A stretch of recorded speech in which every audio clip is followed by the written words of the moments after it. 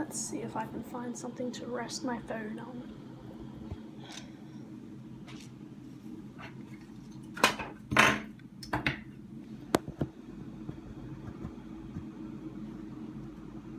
Yeah, that works, I think.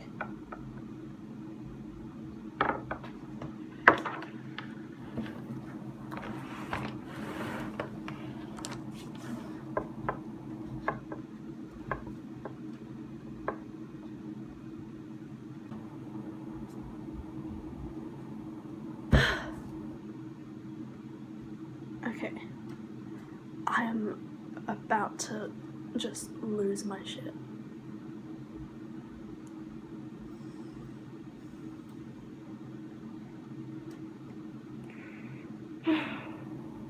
Okay.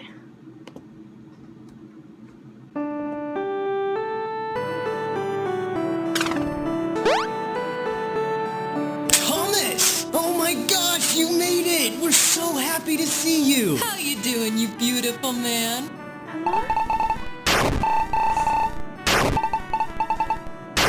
Hello? Oh, I'm sorry for calling you beautiful. That was weird. My bad.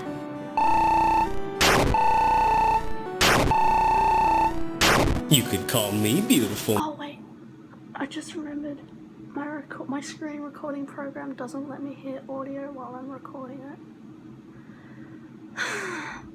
I'm just gonna have to download the video and edit it in because I can't hear anything.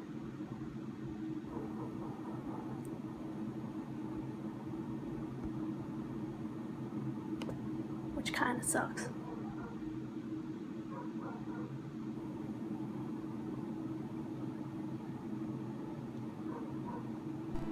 You could call me beautiful, Mary Lee. I always do beautiful.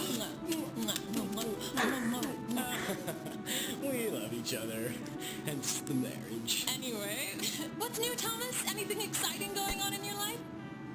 Hey, you okay, buddy? You look real sad in this photo I just took. No worries, I'll prop you out. And we have the couple for their first dance. Oh, sorry, Thomas. Gotta go. It was so great seeing you.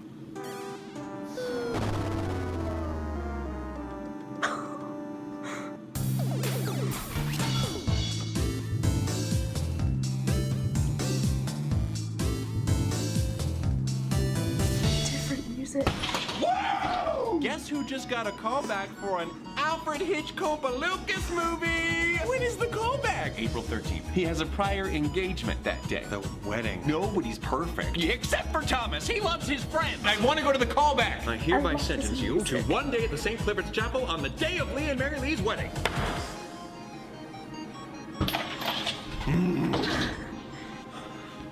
What the f, everybody? Now, kiddo, if you're gonna dish out Fs, why don't we make them friendly hugs? F friends, Patton. Wait, you're talking about friendly hugging your friends? No! Thomas, you should never... I mean, I'm surprised that you would say something like that about your friends. I always thought that when it came to your pals, that sort of language would be ineffable. Oh, it's very effable. It's effable as F with a situation this up. You're not at all excited for them? With so much F-use thrown about, I doubt there's much he'd like to F-use about. Right, what do you mean am I not... Okay, you know what? Let's review. Review? Let's do. Thank you. I hope we rhyme like this the whole way through. I hope so too. Yoo-hoo! So, let's start with the fact that the wedding was a total bust. It was? It was. It's just that going didn't pay off quite like we discussed. You mustn't think that going to a wedding to support your friends would have any sort of self-serving end. I don't. But how about more than just hello? Yeah, something's iffy. Glad you're with me. That the state of things is icky. Is there something here we're missing? Maybe. No! I mean, you know that we've gone through all of this before. We four had helped you make the proper choice of wedding over your... Spare me the rest. Yes, but callback for a film that could have been my break. Yeah, you could say. And no one wanted you to go more than that slimy snake who pushed to do the egocentric thing auditioning. Yeah, that's deceit. A part of you so hard to chew it left me lost at sea. If our goals aligned with this, what would that say? I felt forsaken. You were saying that we both have lost our way. But in your face, I saw this pain, and so I made this choice. And now I have a restless head. And my dad, I'll just feel this way. What way? The way a groom might feel if he just watched as his bride ran away. But you're gay. I'm saying if I made the right choice, why don't I feel right? You may not tonight, but in time you might. I don't know. I think this feeling's here to stay. It is a pity to admit he could have done more than just sitting at that wedding feeling. Quit reviewing. Okay.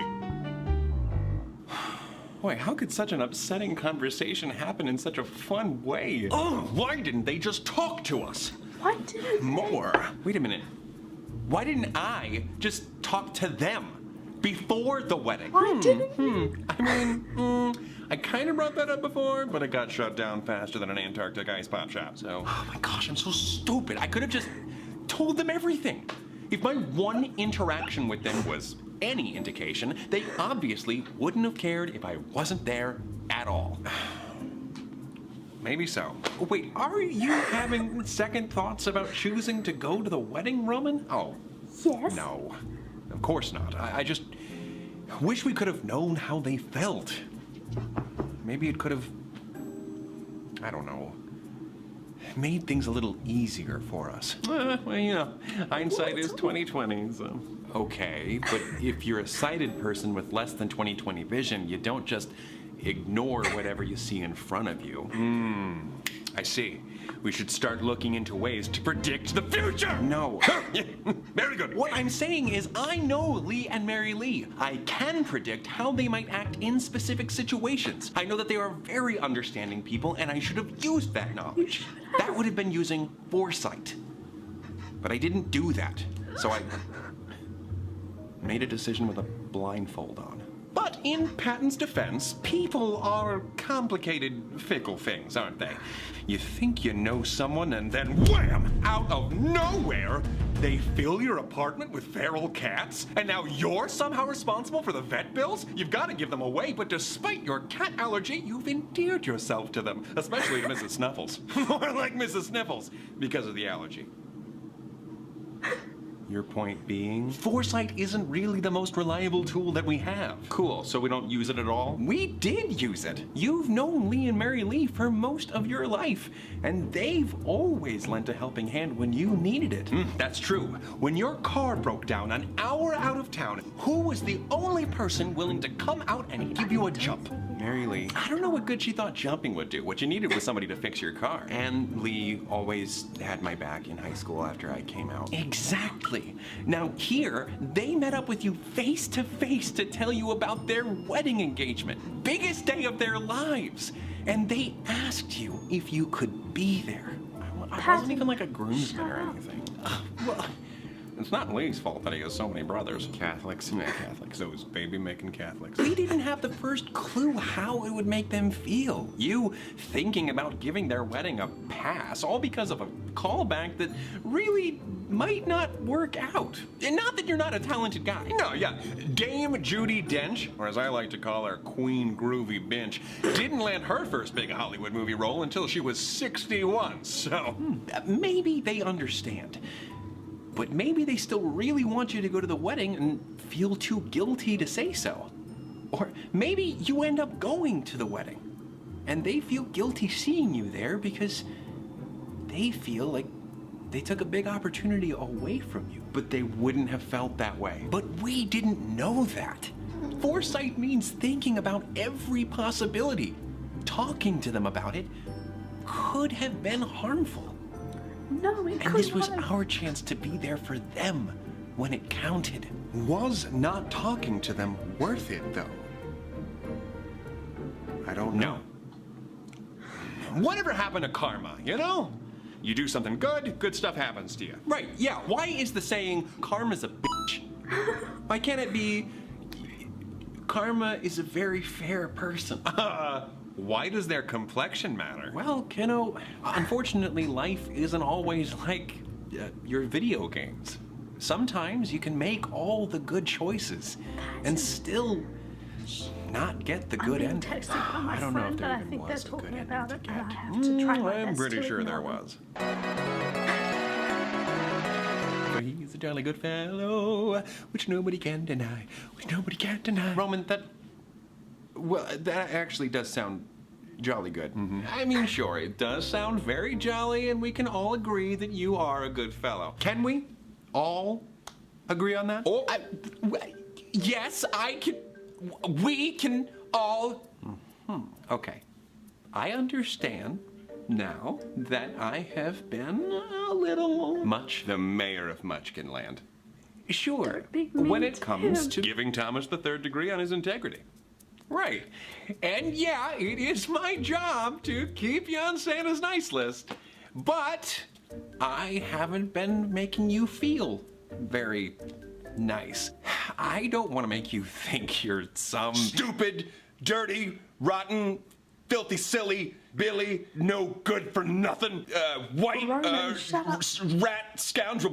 Okay, thank you, Roman, for your help. You're welcome. I'm done asking, is Thomas a good person? I'm just here now to help you be as good as a good bud should. Okay, well, that's a relief. I think. So, yeah, you are a good fella. But not every good fella gets a big I award. love this background music. Only Joe Pesci. Well, what do we get? Sometimes it's just this. A bagel? What? No, maybe. No, nothing. It's nothing. Aw. Sometimes you can't get anything because a lot of the time, people need something more than you do. Like, let's say you pass by some sort of stop where you can buy games. A game store. You mean the internet? I'm not going outside. Oh, come on, Roman. Video games mean so much indoor time that they should cost a little outdoor time, don't you think?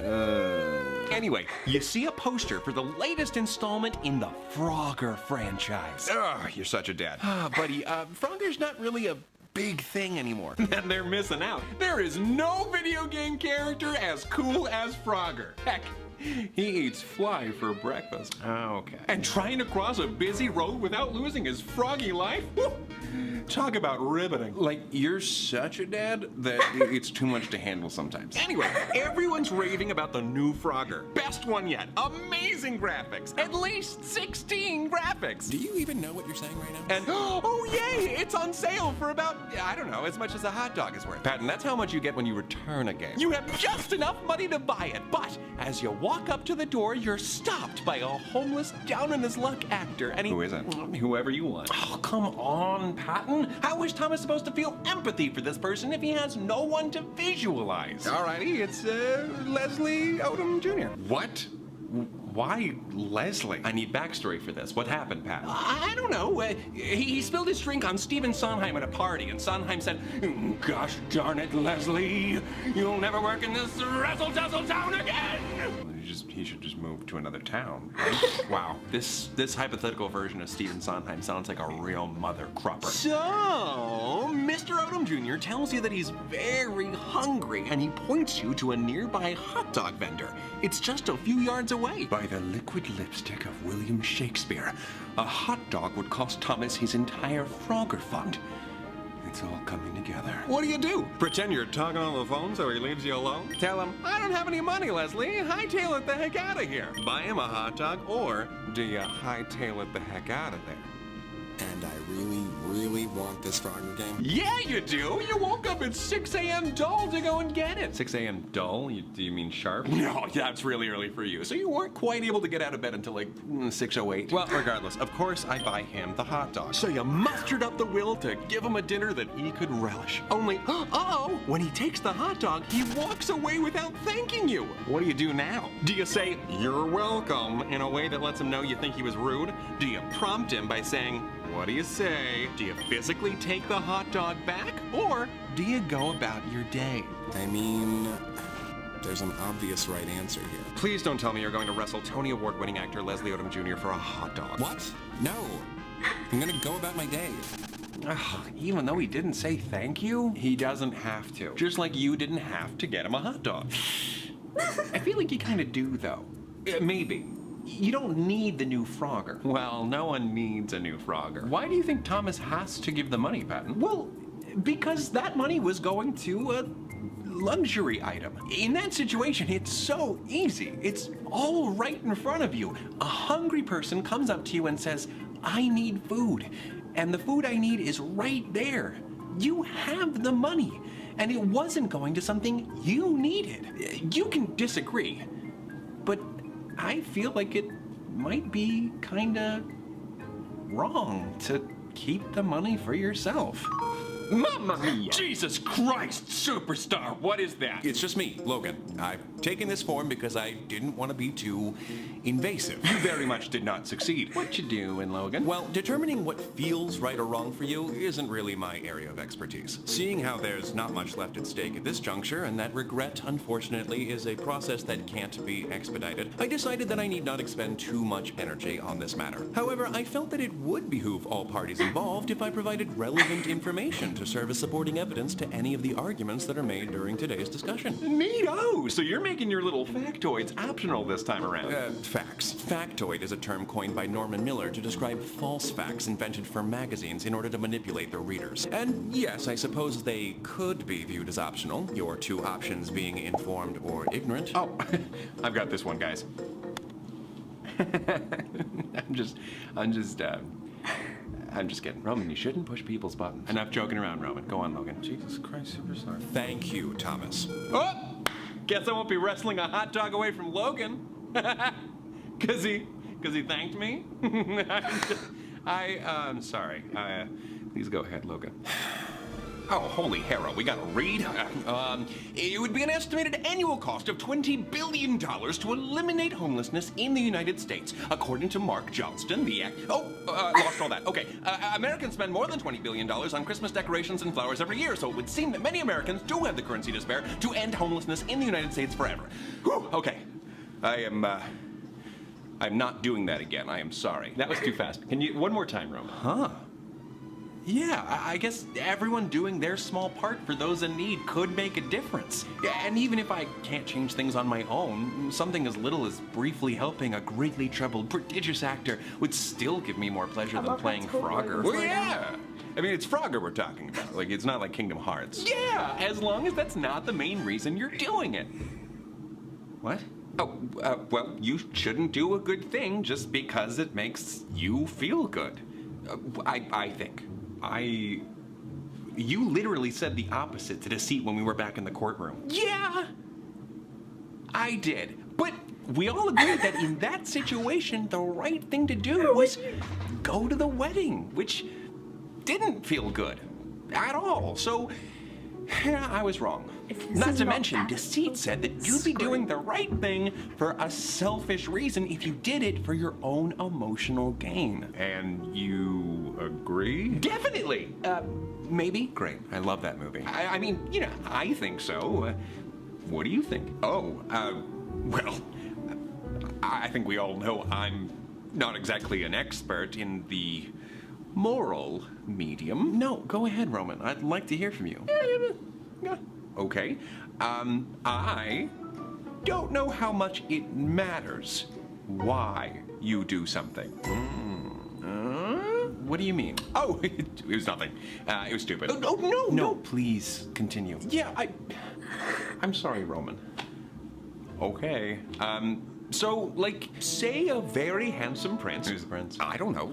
Leslie Odom Jr. Oh, wow! Guess old Sondheim couldn't keep him down. Yeah, that's right. From homeless and royally screwed to castle-dwelling royalty, dude! Just your typical Tuesday. Anyway, Leslie offers up a reward. What's the reward? Leslie's famous cake! Phrasing. What? Leslie's literal cake that he baked. Oh my gosh. He offers it to whomsoever is able to rescue his kingdom from the clutches of the skewed-bellied tyrant who is currently occupying said kingdom. Even if someone rescued the kingdom for the reward?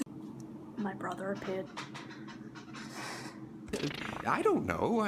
I just feel like it doesn't make much of a difference so long as all of the denizens are liberated. Huh? That is something that, I don't know if it's right. You don't know if it's a good thing that everyone was saved? Well, Patton, way to be a side with valid doubts about a complex moral issue. Of course, I think it's good that the kingdom is safe. That's great. The most important thing. But, you know, the people in this kingdom are suffering at the slimy hands of this This reptilian rapscallion. I was just blanking on the word guy, but, you know, sure.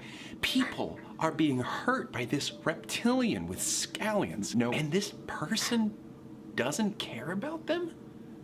They just want to earn some reward? That doesn't sound like a very good person to me. Yeah, probably not. Fair enough, but I wouldn't even argue for that much. Saving people for a reward is totally different from helping someone out just because it feels nice to help. Like, if the person in Roman's scenario saved the kingdom just because it made them feel good, then no one would argue that they aren't a good person. Well, I mean, maybe not. Am I not allowed to feel good if I do something good? Well, of course you are. That's just not why you do it. At least, I don't think so. But I mean, your morality, you're the guy who makes that call, so why do we do it? Well, you don't do it because it makes you feel good. You do it because it's the right thing to do. Okay. How do we know it's the right thing to do? You just know. Yeah, okay, that's not exactly the kind of answer I was hoping for, but, well, it's kind of just in all of us, you know? Why is killing and stealing illegal everywhere? Is it? Why do we all agree that that's not okay to do? I think it all comes back to empathy. Humans understand each other. We know what feels good and what causes pain. If a whole kingdom is in danger, well, everyone kind of knows that the right thing to do, if you can save a large group of innocent people, is save them. Well, okay. What about, let me ask you this. What if you can only save the large group of people by hurting another innocent person? That causes pain, but you said the right thing to do is to save the group? Can't hurt an innocent person.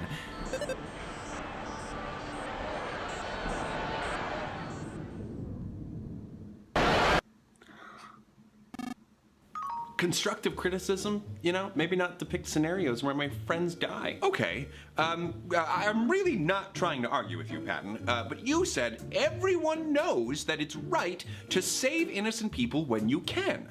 Is that not always true? Well, not when it's like that. It's never okay to hurt an innocent person. So that rule trumps the other rule. Roman! You know we don't like to use the T word in this house. Oh, sorry. So the rule about not hurting people overrules the rule about saving people. Yeah, that makes sense, right? I love how Trump is treated as a cuss word. But what about the people that got hurt?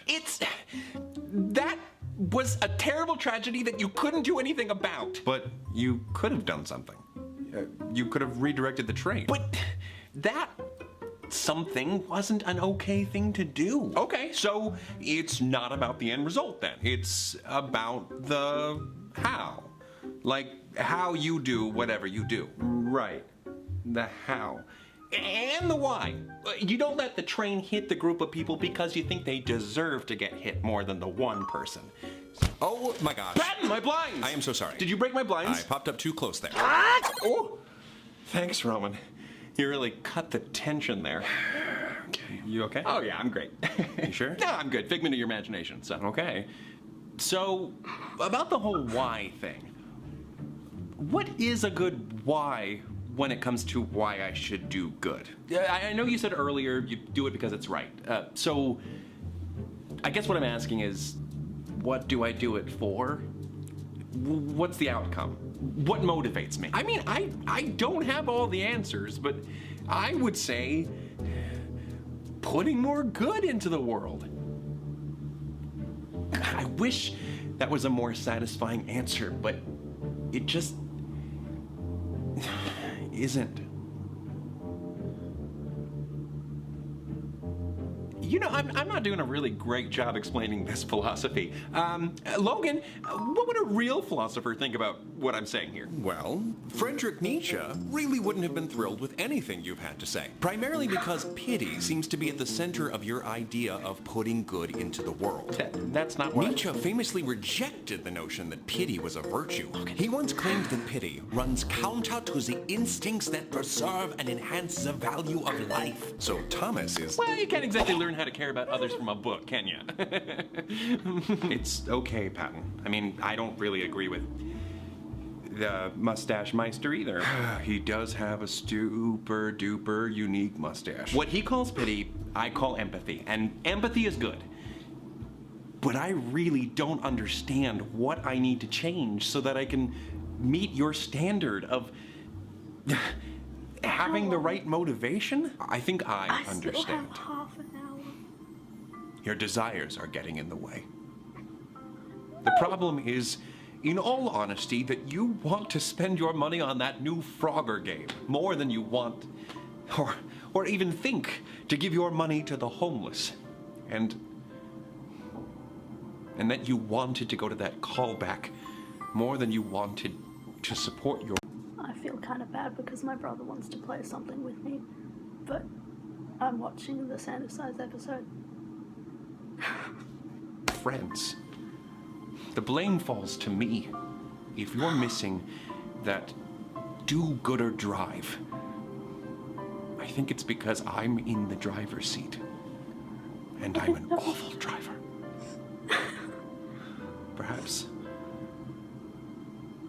Perhaps I should let Patton take the wheel. Roman, I only mean well when I say that that is the stupidest thing you have ever said. Oh, Thomas. You're just blowing smoke. Really, Roman, it's the opposite.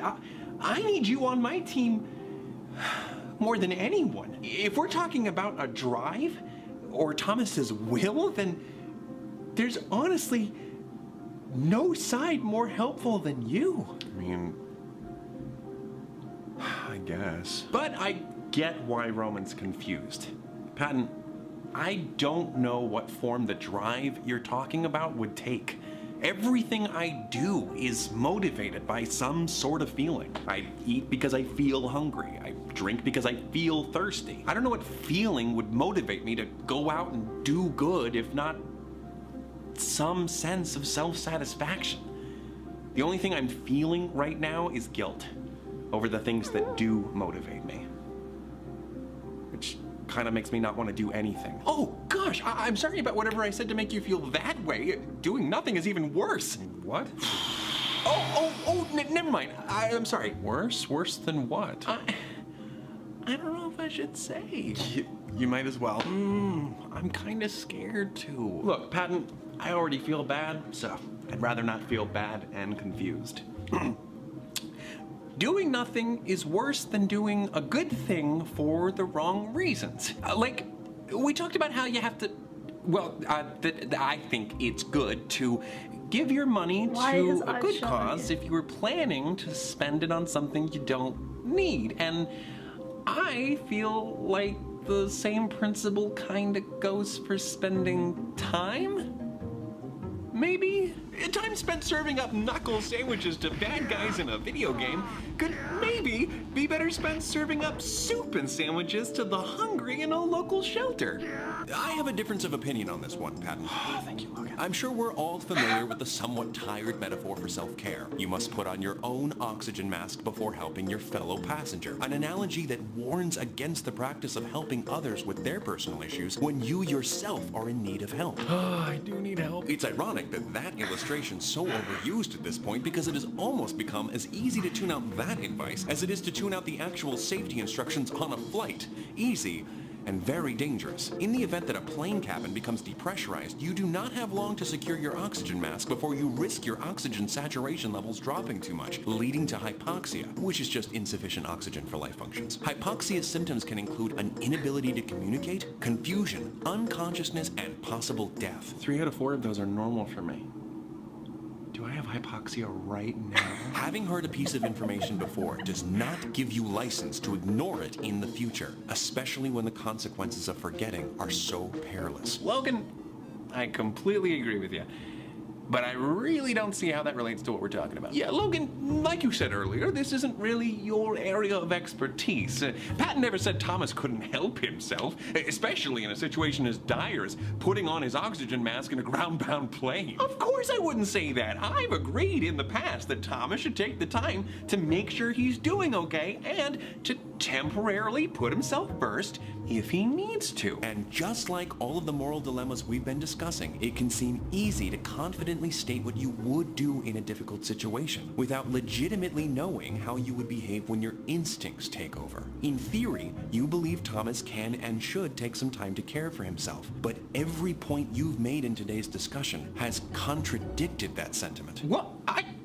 How? I don't think video games versus community service is a threat to Thomas taking care of himself. Nearly every answer Patton has given to the moral questions throughout this discussion has suggested that a moral life is a life without spending surplus capital and time on leisure activities. Dr. Robert A. Stebbins defined leisure as activity engaged in during free time which people want to do and actually do in either a satisfying or a fulfilling way or both. Leisure means experiencing freedom. It's your time and you do what you want with it, which in turn contributes to a feeling of control and improved self-esteem. A lack of control and self-esteem are two factors that you all now understand can worsen Thomas's relationship with intrusive thoughts, and they have. Additionally, Doctors Iwasaki, Messina, and Hopper wrote that leisure time promotes a joyful life. And if that isn't enough, pleasurable activities stimulate the production of neurochemicals which can then improve one's physical health. Leisure is something that Thomas needs more of in his life in order to feel like he has a life. And Patton is essentially suggesting that Thomas isn't being as good of a person as he'd like him to be if he doesn't sacrifice his life for others. Whoa!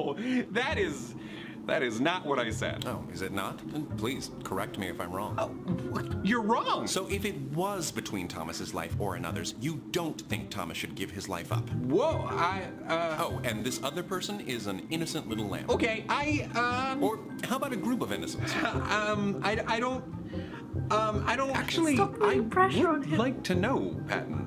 What should Thomas do in that kind of situation? I don't know. Maybe. It's okay. Please calm down. We do all think of people who lay down their lives for others as the greatest heroes, so I don't know. You don't know?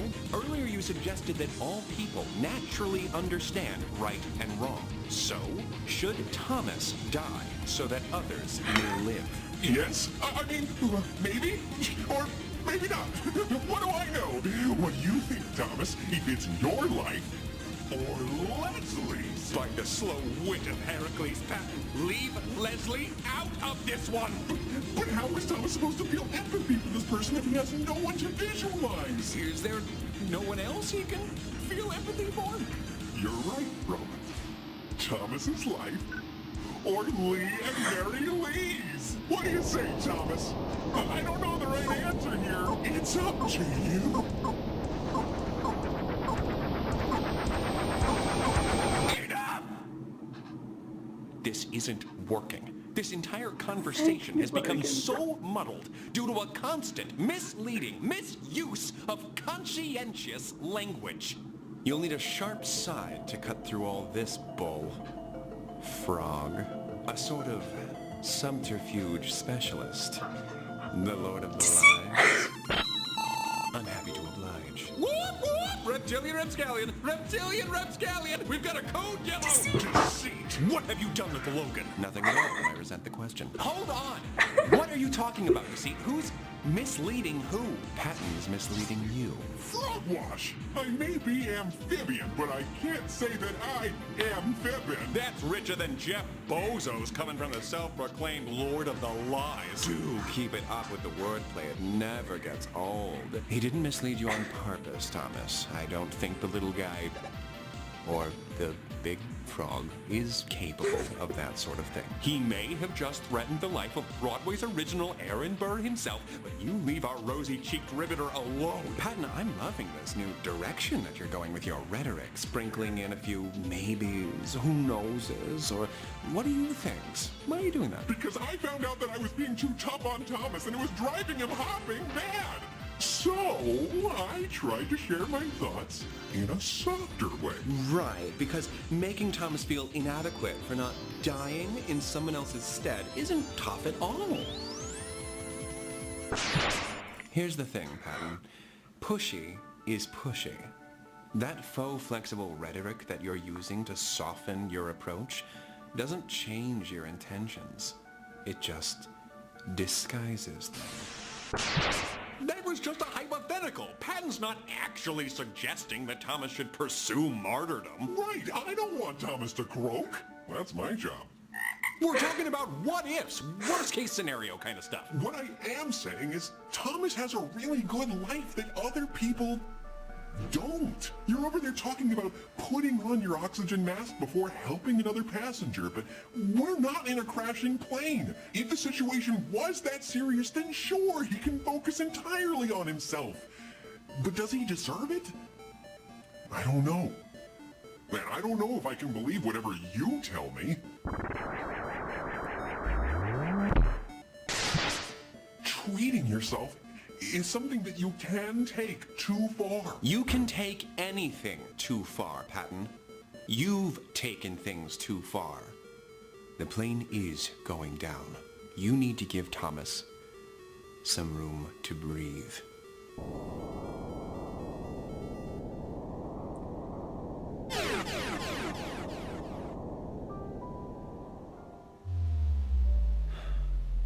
I really don't know what I'm talking about. I can't not know. Patton, what are you saying? We can still beat him. We've beaten him before. Ow! Sorry, I have not looked in this direction the whole time. Don't give up now. No. He's right. I'm bringing this plane down. What? How? He's the actual snake on the plane. And I, for one, am tired of this morality-fighting snake on this metaphorical plane. You know, I'm actually glad you brought up the oxygen mask illustration again, Patton. Yeah, and that means you're not glad, right? Of course not. He's just trying to build up a false confidence in you so that you can plummet to even greater depths. That does sound like a very funny, wholesome prank, but no, I mean it. The idea is that you need not reach for your oxygen mask unless the plane is crashing. But when you apply that logic to real life, the analogy falls apart. A plane going down is an emergency, but self-care shouldn't be put off until you experience a mental health crisis. Mental health management is a little more like training to be a lifeguard. You have to spend time practicing and preparing and building up your strengths so that when you're inevitably faced with an emergency, you're better equipped to handle it. Wait, but you just used a job that's all about helping others as a metaphor for me putting myself first. Yeah, Joy! I realized that before you brought it up, just as I'm sure you realize a metaphor someone makes up on the spot isn't going to be perfect. How about this? So, in some games, you have to use your turn to give yourself a power boost or to heal yourself. And even though that move only benefits you in that instant, it ultimately makes you a more helpful party member. Oh, shit. Not that any of you care, but I am unharmed, and I don't want to talk about it. I'm just here to deliver one last fact, then I will do you all a favor and spare you my company. Oh, Logan, Peter Singer is an Australian philosopher and activist who champions the movement known as effective altruism. The primary feature that differentiates effective altruism from other moral philosophies is its practicality. It employs the heart and the mind so that effective altruism can earn its namesake and actually be effective. The aim is to help as many people as possible while maintaining a perfectly adequate standard of living. So, a poor, sick person giving 5 of their last 15 cents to an aid organization, while incredibly altruistic, is not effective altruism because that money won't go very far, and the act would only harm that person's already unacceptable standard of living. Fellow effective altruist William McCaskill recommends that people who can, and are inclined to, should go into fields like banking or finance, because more money earned means more money to give. Right, like I said, I need to give myself a buff so that I can better help others. And you need to maintain an adequate standard of living. You can't forget that part. If the variety of generosity that you subscribe to leaves you feeling depressed or like your life isn't your own, then you need to reevaluate things. What do you know? If it came down to video games or volunteering at a local shelter, it actually might be okay to prioritize gaming sometimes, if video games are an essential ingredient in your recipe for self-care. Emphasis on the sometimes, though, right? We should still try to help those in need. Whatever, sure, if that's your thing. I mean, totally, yes, of course. But mental health should be regarded with the same life or death attitude as physical health. You've been taught to feel guilty for taking care of yourself. But you were also taught that Christopher Columbus was a pretty cool guy. A lot of your education was, of course, shit, forgive the pun. So what? We're supposed to do a complete 360 and head right back into Selfish City? You mean a 180? Don't you talk to me about math. You're not Fogan anymore. That's Faux Logan, if you're too slogan. You're right. So why don't we move on to something we're both familiar with, Roman?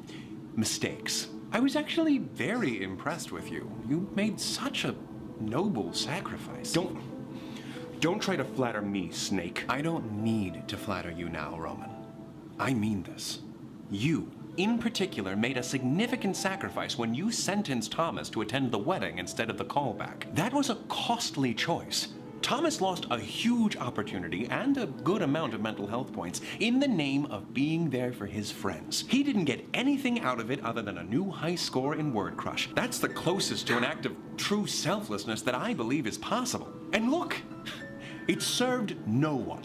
Lee and Mary Lee seem to have appreciated Thomas showing face as much as they would have appreciated any other guest's attendance. So if they gained nothing, and we lost something, then it was a net loss.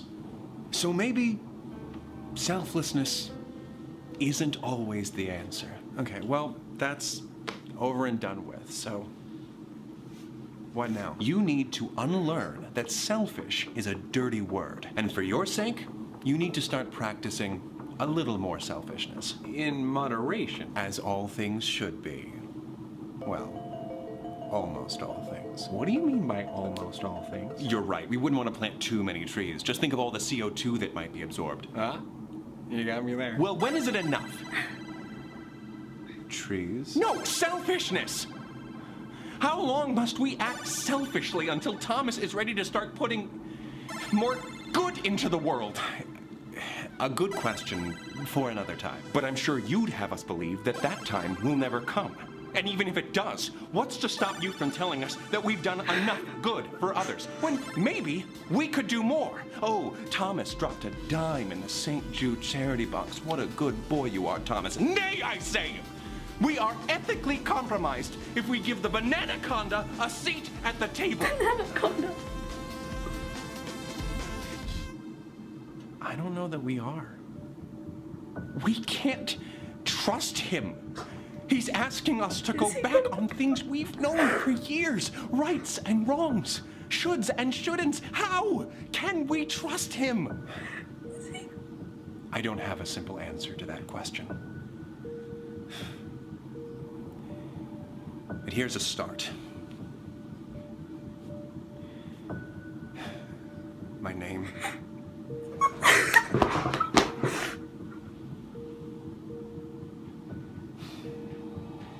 My name is Janice. Janice? What are you, a middle school librarian? Shut up. It's a stupid name. Oh, Roman, thank God you don't have a mustache. Otherwise, between you and Remus, I would know who the evil twin is.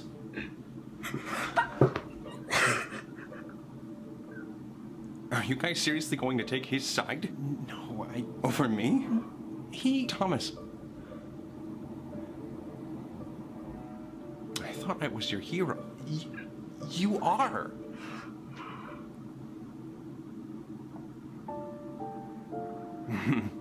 Wow. I can't believe this. Did you forget that he's evil? You're not. Or you're not supposed to be. You're supposed to be good. You can't. Roman, Everything's gonna be okay, kiddo. We love you. Right?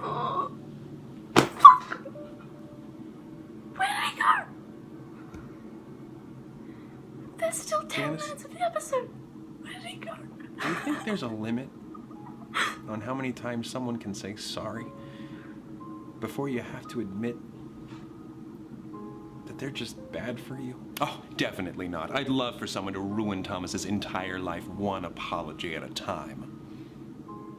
Okay. The reality is that it depends. On what? Where to start? How many things have they had to apologize for? How frequently do they have to apologize for things? How terrible were the things that they did? One of the biggest factors, in my very humble opinion, is whether or not they seem to be making an honest effort to do better, even if that effort is counterproductive. That does sound very annoying. Again, it depends. I guess I know who I need to apologize to. I'm so sorry, Leslie. It's okay. Just hope today we all learned not to... Thank you, Leslie. Yes, Leslie Odom Jr., everyone. Thank you. Yes, thank you. This is Sandra Sides, not Odom Sides. I'm not threatened at all. And Thomas, Yes? I think I finally understand what my problem has been. Oh, yeah? Time. When you were younger, pointing you in the right direction was a little easier. Those examples I gave earlier, don't kill, don't steal, they're not really difficult conclusions to come to. Even those can get kind of complicated. I don't want to think about that. But maybe that proves my point. A more mature person comes with more love this mature background music. moral questions. Like I told you before, sometimes I don't know the way. But when I told you that, you were so scared. I couldn't bear it. So I said to myself, all right, Patton, Thomas needs you. You're responsible for his morality. You can never not have an answer for him. I'm so scared for Roman. And then I promised you I'd keep fighting. Unfortunately, I learned the hard way that giving too simple of answers to complicated questions can do more harm than good. So, I'm sorry. Again. It's okay, Patton. I know you'll do anything you can to make things right. Thanks for trusting me still, kiddo. I'm gonna go check on Roman. Before you go, I think I understand now what it means, deceit being here as a part of me. Oh, yeah? Oh, yeah, that's cool. Talk about me like I'm not here. Yeah. And it's not that I'm an evil liar or even a fractionally fiendish fibber. Everyone has a capacity for deceit, including me. And all that means is I'm not perfect. Just like anyone else. And those imperfections don't make you any less worthy of love. Janice, I'll take care of him. I love his name. So, I suppose now we begin compiling a list of people we need to nudge down a flight of stairs until they hold another round of callbacks. Oh my gosh, no. Relax, I'm kidding. Of course I'm kidding. Baby steps. No! No baby steps. No steps. And no throwing people down them. No violence. You're right, of course. There are much less barbaric, much more fun forms of sabotage. Don't make me regret trusting you. I don't want to be stuck with love an his evil snake boy. expressions. You're not stuck with an evil snake boy. You're just stuck with a snake boy. Oh, brother. But seriously, using a mobile game to hide from your sadness love and regret him. at the wedding doesn't count as leisure time. Take some time for yourself, Thomas. You're right. Oh, I'm sorry. What was that? I couldn't hear you. You're right. Yes! It feels so I good! love him. So good! Oh. And I know how much you love these constant dilemmas, so please, keep overthinking everything. Yeah, I do need to work on that. While there is likely more that you can do to put good into the world, you shouldn't beat yourself up over what you can't do, or what you haven't done before. It doesn't help anyone, so don't overthink it. Just try. All you have to do is try your best to be helpful and to do your part, whatever that is, with the understanding that you can never get doing good down to a science. It's gonna look different for everyone. And don't be afraid to give to yourself either. If someone else ever did as much for you as you've probably done for yourself, you would owe them everything. Treat yourself the way you would treat someone who has endlessly labored to give you a better life, or who has always helped you to remain on your feet through the toughest, most emotionally challenging periods of your life.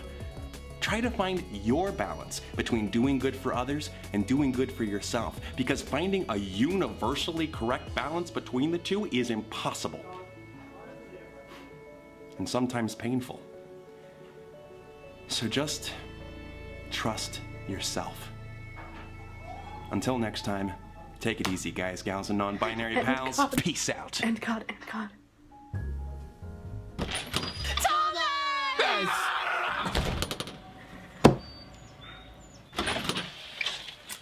Hey, guys. Sorry, bud. I forgot, you don't like door yelling. Nah, no worries. It wasn't so much the yelling as it was people at my door. Oh my gosh, I love you. Yeah, can you actually marry both of us now? Yes, please. I really want to spend the last 2 pennies in my bank account on a second wedding. I'm sorry, guys. I can't be tamed. And it looks like you're gonna have to terrify some other more docile bachelor. Damn. Almost had him. I know. You didn't tell me you guys were coming over. What's up? Well, we just felt kind of bad because you made it all the way out to our wedding and we barely got to hang out with you. Oh, what? I barely even noticed. Really? Because you were sitting alone at the reception. I was just trying to take it all in. You know, a lot of mental snapshots. I'm trying to go less digital this year. But you're on your phone. I was also taking literal snapshots with my phone. I mean, phones are barely digital at this point, right? Totally.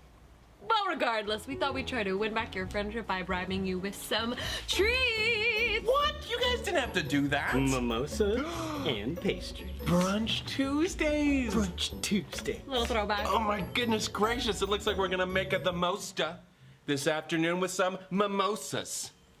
So this is like what you do for a living? Comedy? Yeah, I'm a hack. Well, are you busy? We could just leave these with you. Oh no, I was just playing Kingdom Hearts, a game that really centers around the concept of friendship. Would you care to join me? Why would you even ask us that? What about us showing up at your door with a bunch of brunch and some booze juice makes you think that we enjoy your company? Cool, come in. We can also do something else if you don't want to play video games. Well, seems like things worked out after all. Guess I was wrong about everything. You and I both know that's not true. I think Odom Sides would be cool. You watch Odom Sides, do what he can do. What is up, everybody? That's scary, but I feel like... Okay.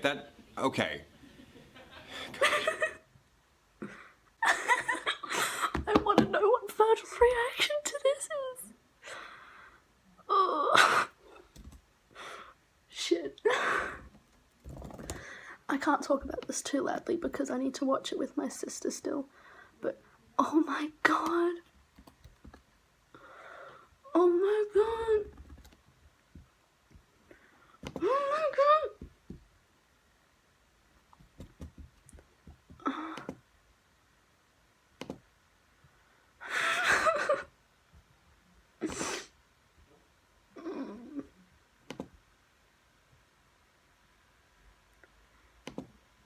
I'm going to cry.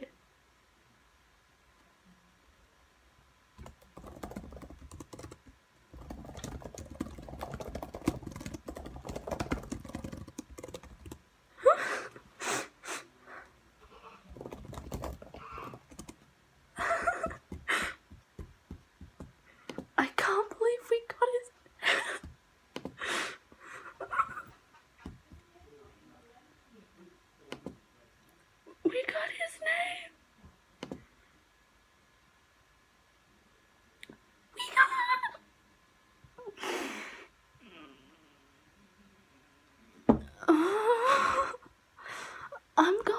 die.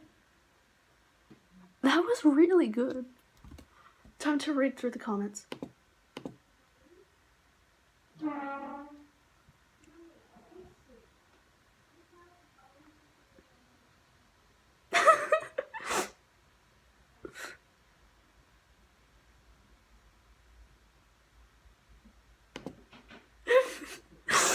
Deceit's reaction when he said depression.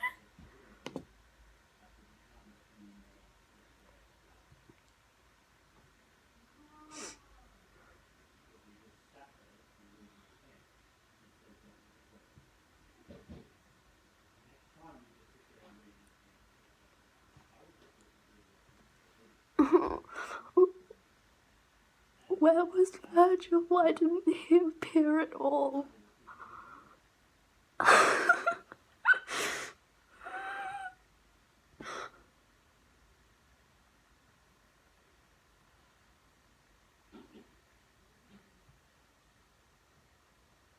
I'm gonna cry.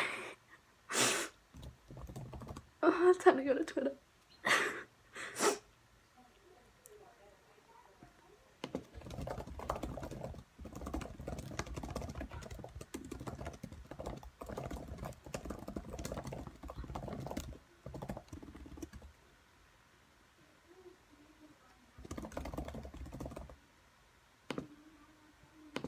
Quick tweet.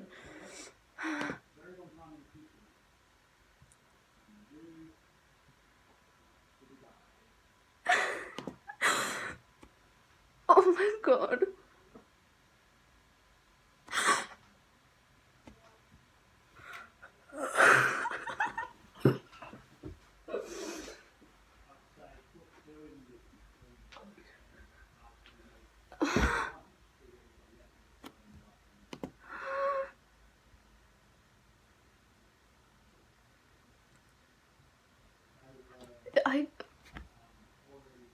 I don't know what to say. That was such a good episode. What the fuck?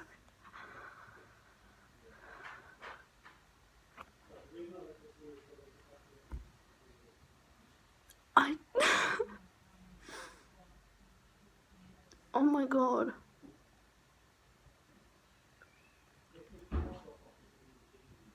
What the fuck?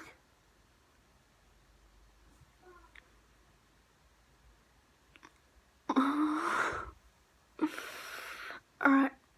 I guess I have to watch that with my sister now.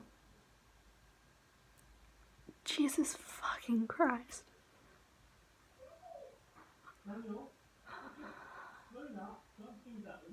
I'm really looking forward to the new fanfic inspired by this.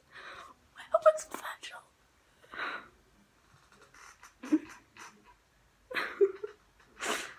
Oh my god.